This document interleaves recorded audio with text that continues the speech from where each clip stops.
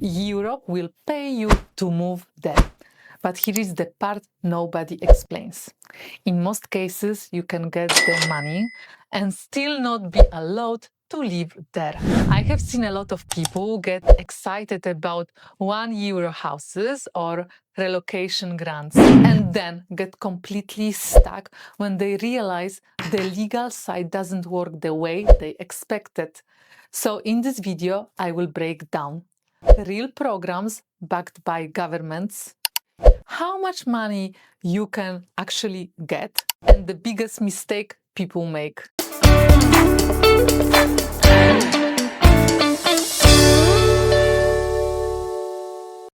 Why these programs exist?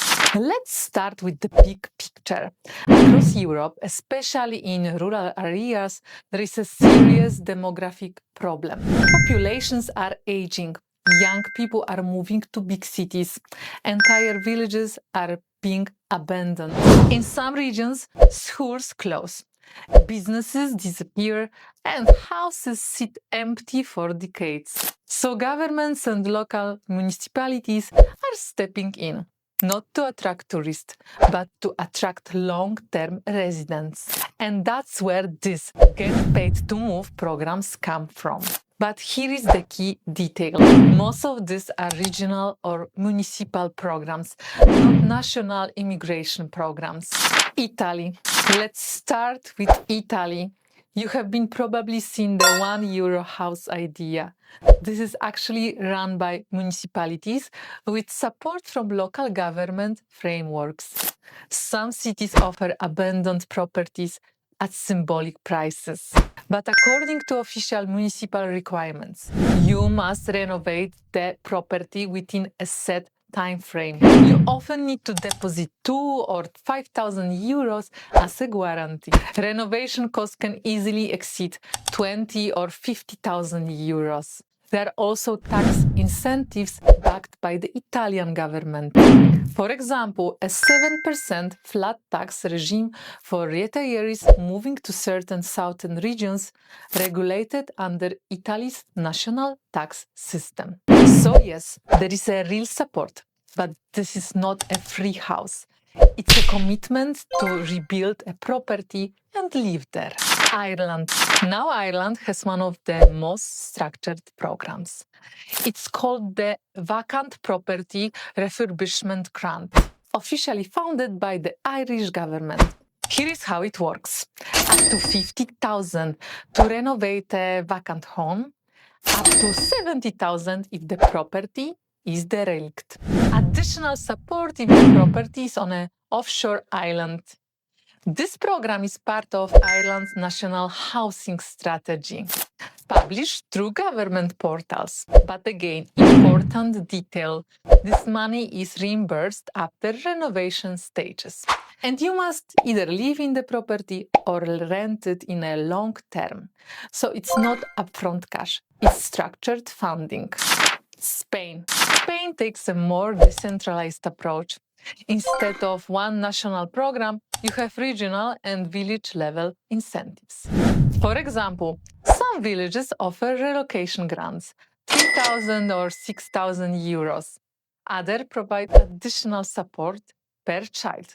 Regions like Asturias have launched programs to attract remote workers. These incentives are often supported by regional governments and connected to broader strategies against depopulation. Spain also introduced the Digital Nomad Visa, regulated at the national level, which allows remote workers to legally stay. And that's where the things connect. The incentive helps you move. The visa allows you to stay. You usually need both. Greece. Greece has smaller, very targeted programs. One well-known example is on the Iceland and Hikera, supported by the Greek Orthodox Church and local authorities. The offer include monthly financial support, around 500 euro, housing, land for use. But this is extremely limited and selective. And more broadly, Greece supports relocation through national residency options like the financially independent person visa. So again, this program is not equal to residency. Portugal. Portugal seems like one of the most practical options. They have a government-backed program called Emprego Interior MAIS.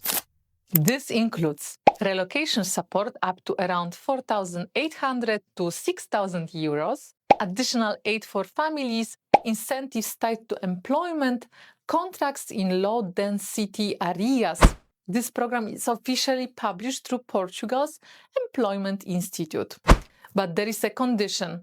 You must have a job contract in those regions.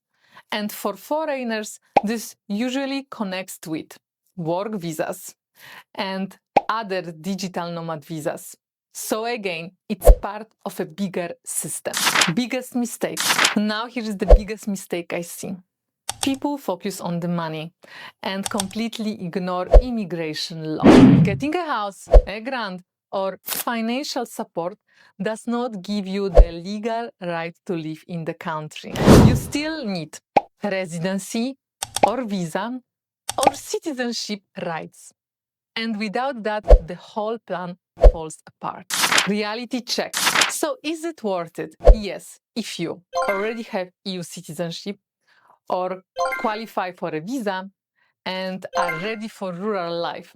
But if you are expecting instant relocation, city lifestyle, or free Europe, you will be disappointed. These programs are real.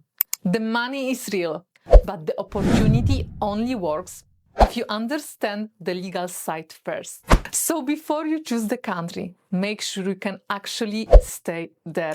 My name is Daria, immigration lawyer. Thank you so much for watching. And if you want to follow for more news about immigration to Europe, remember to like and subscribe to my channel. Thank you one more time and hope to see you next time very soon.